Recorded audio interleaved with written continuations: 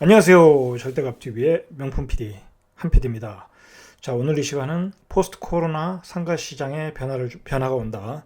자, 이런 주제를 가지고 우리가 한번 살펴보겠습니다. 포스트 코로나 19 때문에 경제 활동에 많은 영향을 주었죠. 그 상가 시장에도 많은 변화가 올 것으로 예상을 할 수가 있습니다. 지금 돌아가는 상황을 보면. 자, 그런데 정부가 506 대책으로 어떤 상가 시장에 어떤 변화를 주는 대책을 내놨습니다. 그것을 한번 같이 살펴보면서 앞으로 그 상가 시장에 어떤 변화가 올 것인가 살펴보겠습니다. 아주 중요한 내용입니다. 사실 그 506 대책이라는 게 공급을 강화하겠다. 자, 그런 대책인데 사실 일정을 보면 그게 쉽지가 않습니다. 2023년까지 그 공급의 공백 기간에 7만 가구를 공급하겠다고 하는데 일정이 그게 쉽지가 않습니다.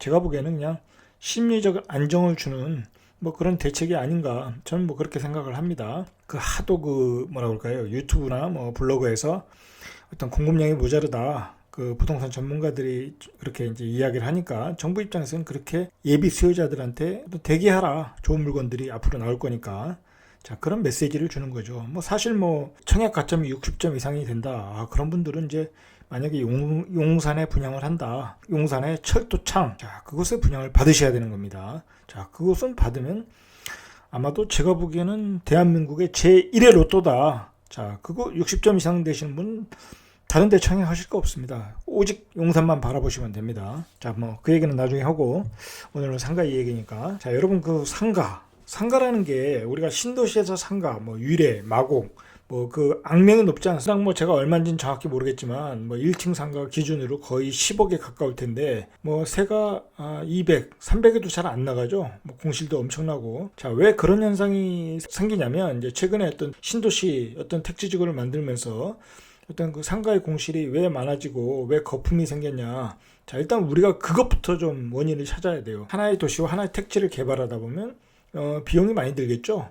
LH나 SH나 또는 다른 기관에서 개발하다 보면 그 개발 비용을 뽑아내기 위해서는 상가 부지를 많이 그 계획을 해야 되겠죠.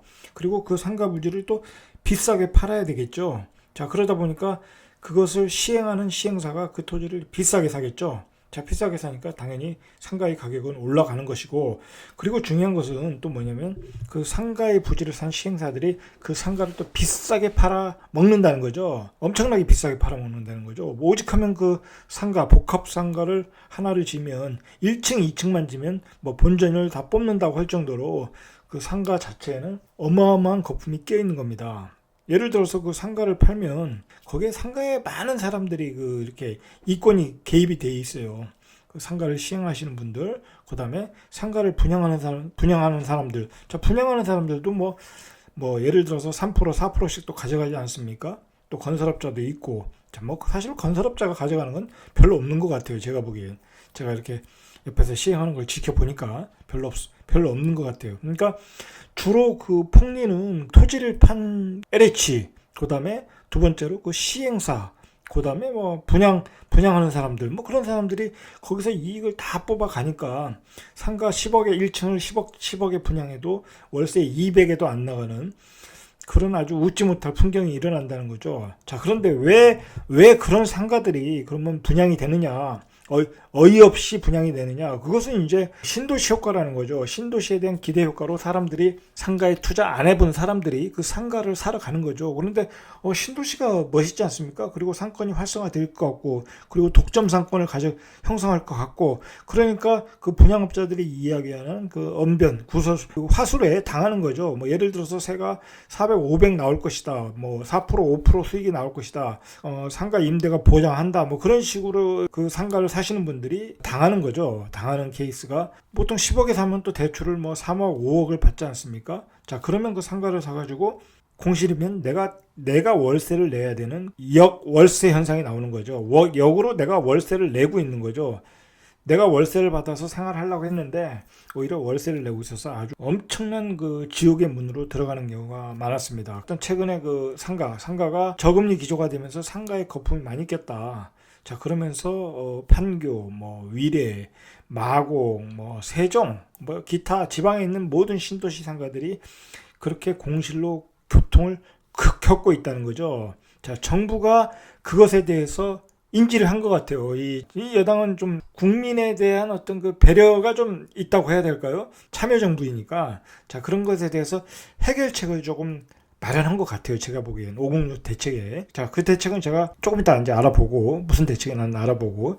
자, 근데 이제 중요한 것은 뭐냐면, 코로나19가 여기에 터졌다는 거죠. 코로나19가 터졌다. 그리고 경기 침체가 되고, 실물 경기가 죽게 되고, 그리고 이 언택트 문화가 확산되고 있다라는 거죠. 이게 문제라는 거죠. 언택트 문화가 확산되니까 사람들이 예를 들어서 학원에 가야 되지 않습니까? 아이들을. 그럼 학원에다 못 보내는 거죠. 온라인으로 바로 이제 강의를 듣고. 자, 그런 문화가 확산되고 있다.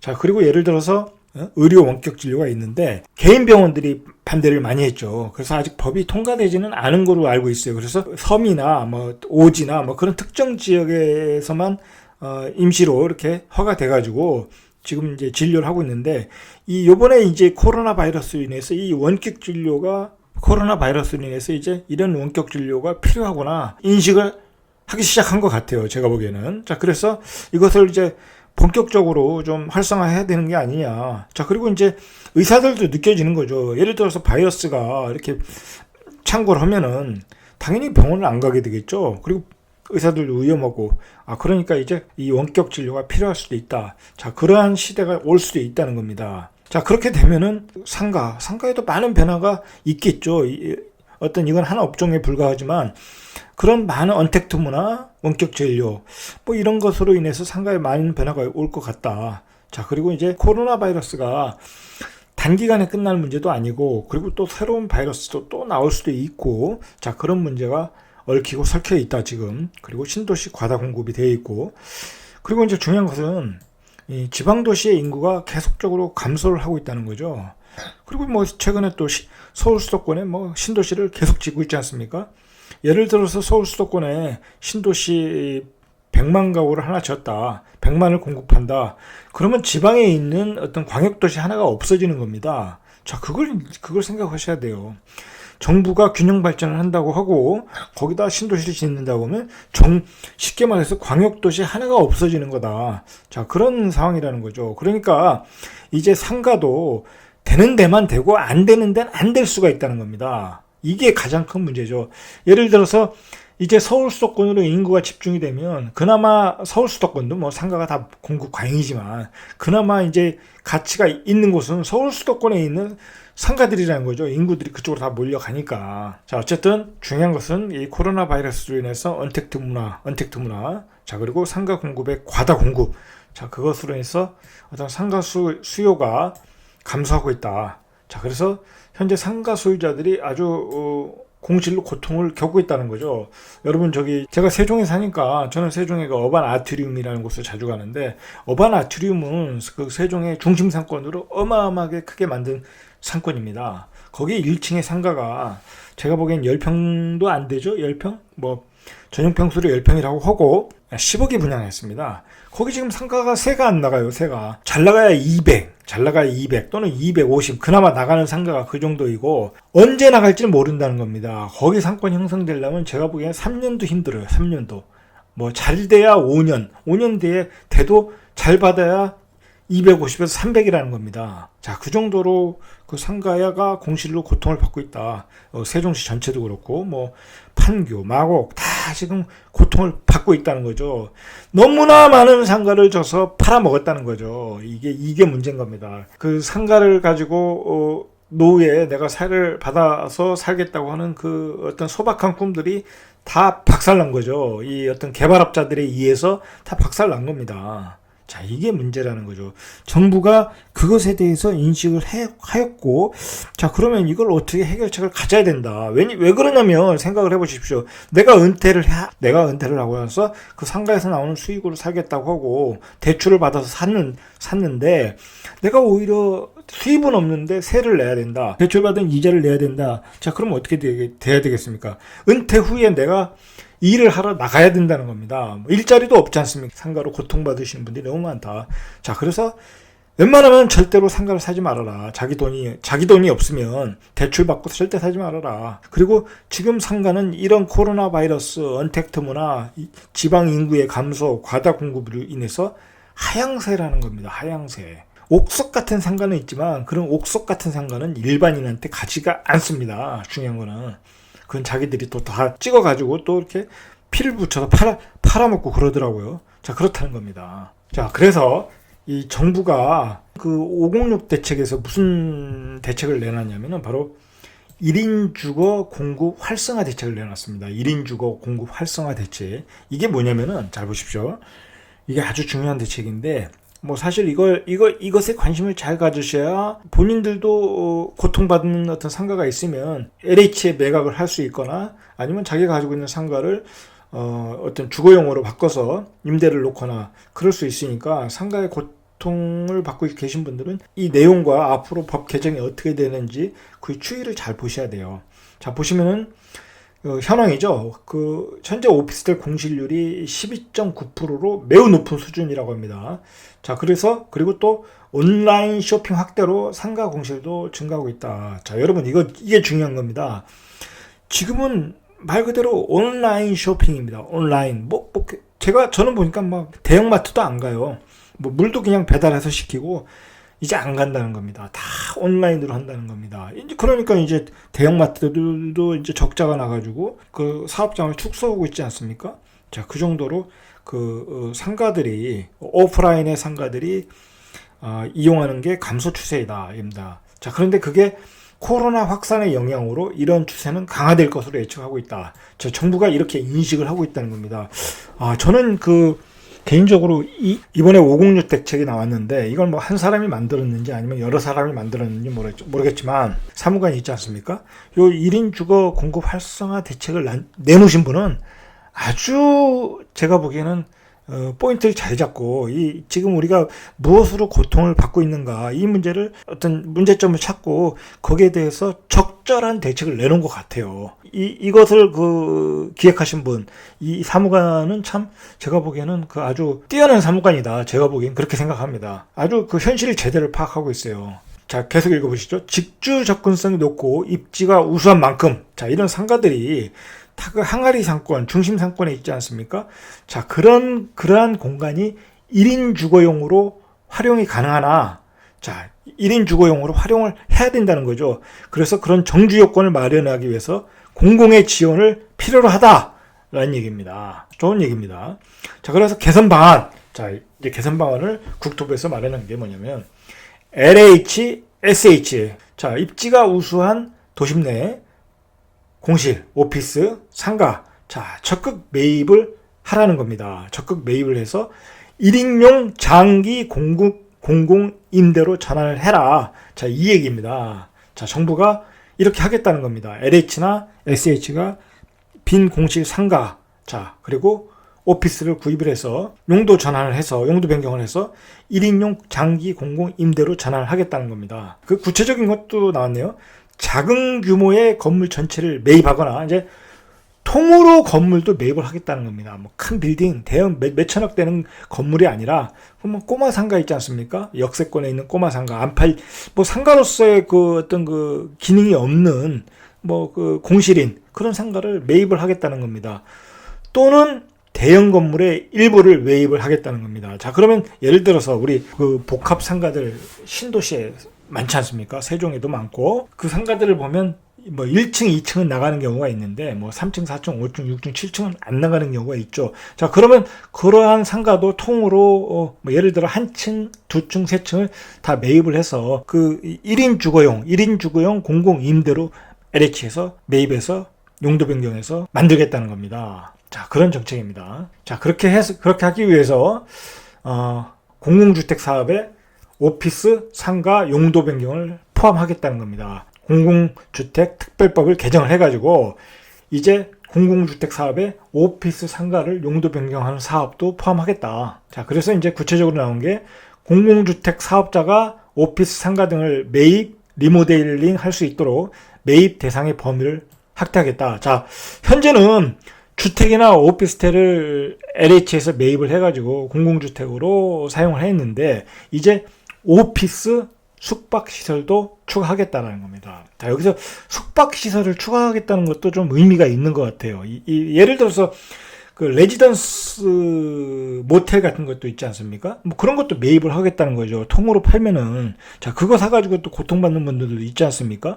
자 그런 것도 매입이 가능할 수도 있겠다. 자 그런 얘기입니다. 원래는 그 상가 오피스로 돼 있으니까 용도 변경을 해야 되지 않겠습니까? 그 자 용도 변경 활성화를 위한 규제 완화를 하겠다. 자 규제 완화인데 자, 근데 거기서 가장 크게 문제가 되는 게 주차장이지 않습니까? 주차장은 내릴 수가 없죠. 그 상가에 어떤 기존의 주차장이 있으니까. 자, 그래서 추가 주차장 설치를 면제를 하겠다는 겁니다. 면제. 자, 주차장은 더 이상 확보 안 해도 기존에 있는 주차장으로 용도 변경을 허용하겠다. 자, 이거 파격적인 겁니다. 자, 근데 중요한 거는 뭐냐면, 그런데 그렇다면 그 가구에 입주하시는 분들은 차량을 가지지 않은 미소유자로 제한을 하겠다는 겁니다. 여기까지 아주 꼼꼼하게 사무관이 만든 것 같아요. 아, 이거 참 잘한 것 같아요. 그 주차장은 한정되어 있는데 거기다 대고 그냥 자, 또 구체적으로 또 이게 또 있어요. 자, 공동주택으로 전환 시에 세대 간 경계벽 두께를 완화하겠다. 15cm에서 10cm로 하고 바닥 구조는 추가 공사 없이 기존 구조를 그대로 하겠다. 자, 이게 중요한 것 같아요. 자, 만약에 이 공공주택이 되면은 어떤 그 많은 사람들이 입주를 하니까 건물에 하중을 받지 않습니까?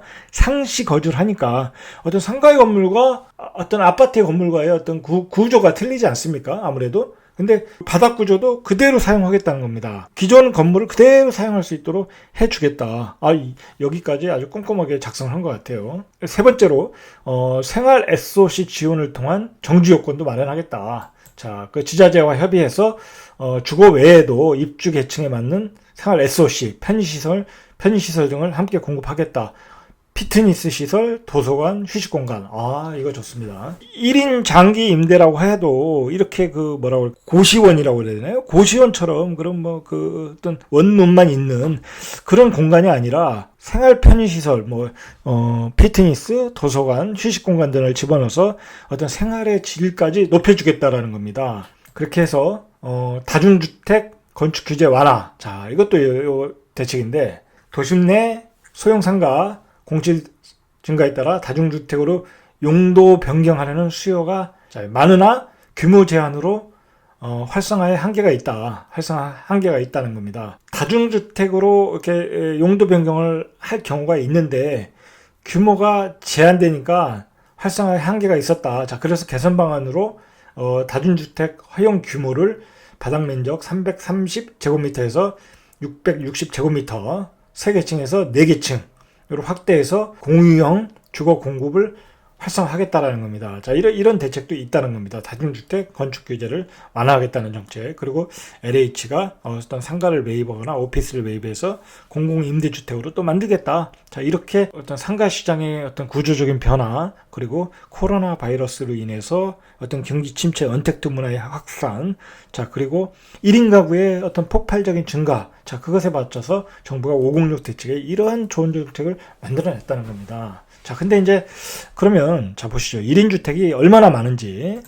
자, 1인 주택을 통계청에서 이제 통계청 자료를 보시면 1인 가구의 비율이 현재 29.3%입니다. 그리고 1인 가구의 가구수가 584만 가구입니다. 그러니까 거의 30%. 10가구 중에 7가구는 1인 가구이다. 근데 자 보십시오. 젊은 층도 1인 가구가 많고, 청년들이 많겠죠, 아무래도. 그리고 노인분들도 1인 가구가 많다는 겁니다. 홀로 사시는 독신자들도 있고, 그리고 이혼하신 분들도 많고, 1인 가구가 이렇게 많다. 그러니까 정부가 이런 통계 자료를 보고 1인 가구의 정책을 이렇게 내놓은 거죠. 아주 적절한 대책이라고 봅니다, 저는. 한번 정리해 보시죠. 정부의 대책입니다. 자, 1인 가구가 급증하니까, 그리고 상가 공실이 급증하고, 자, 이 두 가지를 한 방에 다 해결하겠다는 게 이번 정부의 506 대책에 들어간 1인 가구 장기 임대 공급 강화 방안입니다. 바로. 자, 그래서 법 규제도 앞에서 봤듯이 규제를 완화했고, 이제 꼼꼼하게 다 완화했고, 그리고 이제 질적으로도 높은 임대주택을 공급하겠다. 자, 그래서 휴식공간, 도서관, 피트니스 센터도 만들어주겠다. 자, 이겁니다. 자, 이런 게 바로 이제 선진국으로 가는 어떤 모습이죠. 자, 그래서 그 공실인 상가들을 LH에서 매입을 하겠다는 겁니다. 자, 이게 포인트 같아요. 자, 그런데 이제 문제는 뭐냐면 보십시오. 지금 예를 들어서 세종시가 뭐 유래 신도시 상가 공실이 많지 않습니까? 인구는 적지 않습니까? 인구가 적고 상가는 많으니까 상가가 활성화가 안 돼요. 상가가 활성화가 안 돼요. 중요한 거는 뭐냐면 항아리 상권 안에 오피스텔이 많고, 특히 세종시는 오피스텔을 더 많이 졌어야 되는데 오피스텔이 모자라요. 제가 보기에는. 자, 또 뭐 그런 게 또 쾌적한 면은 있긴 하지만 그 상가 공시 해결해주고, 자, 거기에 1인 가구들이 들어간다는 거죠. 자, 그러면 그 상권이 어떻게 되겠습니까? 자, 그 1인 가구가 많아지니까 당연히 그 항아리 상권은 좋아지겠죠. 자, 상가 공실도 해결이 되고 상권도 활성화될 가능성이 있다. 자, 그리고 1인 가구들이 공공임대주택을 제공함으로써 복지정책으로도 의미가 있고 일석삼조가 되는 거죠. 자, 그래서 정부가 이 대책을 내놓은 겁니다. 이 대책은 아무리 봐도 그 신의 한 수다. 제가 보기엔 신의 한 수다. 지금 그 신도시에서 겪고 있는 상가의 문제, 상권 활성화의 문제, 1인 가구의 문제를 한타에 다 해결해버리는 그런 아주 절묘한 대책이었다. 그렇게 평가를 합니다, 저는. 자, 그런데 이제 문제가 있습니다. 딱 문제가 뭐냐면, 바로 이제 그 1인 가구들이 그런 상가에 들어와서 공공임대주택이니까 아무래도 뭐 이렇게 젊은 층들로 구성되어 있으면 상관없는데 또 아무래도 그 상권이 슬럼화 될 수 있다는 거죠. 슬럼화. 그 지역이 슬럼화 될 수 있다. 왜 그러냐면 우리가 그렇지 않습니까? 원룸이 많은 지역이 그렇게 그 생활권의 질이 좋다고 볼 수는 없지 않습니까? 그 생활권의 질이 떨어질 수도 있다. 자, 그런 점이 또 보완할 점이라는 거죠. 그런 점을 또 보완을 해야 된다. 그 뭐라고 할까요? 상권이 슬럼화 되면 그러한 상권 바로 옆에 있는 주거단지는 어떤 그 교육 환경이 나빠질 수 있다는 거죠. 자, 그런 점도 우리가 한번 눈여겨보고, 그렇게 변하는 지역은 오히려 조금 그 학부모들이 좀 회피할 수 있는 지역이 될 수도 있다. 너무 상권에 근접한 것도 안 좋을 수 있다는 거죠. 너무 상권에 근접한 것도 안 좋을 수 있다. 자, 그런 점도 한번 우리가 아파트의 투자 가치를 볼 때 한번 고려해야 될 점 같아요. 앞으로 이런 정책의 변화가 오고 어떤 상가의 변화, 그런 것은 한번 우리가 꼼꼼하게 봐야 된다. 자, 결론을 내리겠습니다. 어쨌든 그 정부가 506 대책에서 여러 가지 대책 공급 강화 방안을 내놨는데 어떤 희망의 메시지다. 전체적으로는 희망의 메시지인데 1인 가구 주택에 대한 공급 강화 대책은 아주 그 꼼꼼하게 짜여진 대책 같다. 자, 그리고 이제 많은 공실인 상가들이 공공임대주택으로 바뀔 가능성이 있다. 그러면 이제 우리 상권도 좋아진다. 그러면 상권이 좋아지면 우리 자영업자도 좋아지는 거죠. 자, 우리가 그런 곳에 한번 희망을 걸어보자는 거죠. 역시 그 중심 상권은 입지가 좋은 데 아닙니까? 상주 인구가 많아야 되죠. 그 상주 인구가 많아야 경기가 돌아갈 거니까. 자, 우리가 그런 기대감을 가지고 한번 이 대책을 한번 지켜보자는 거죠. 앞으로 어떻게 할 건지. 자, 문제는 재원이겠죠. 재원. 자, 재원이 얼마나 투입이 되느냐. 자, 그게 문제겠죠. 자, 이상 절대값 튜브의 명품 PD 한 PD였습니다.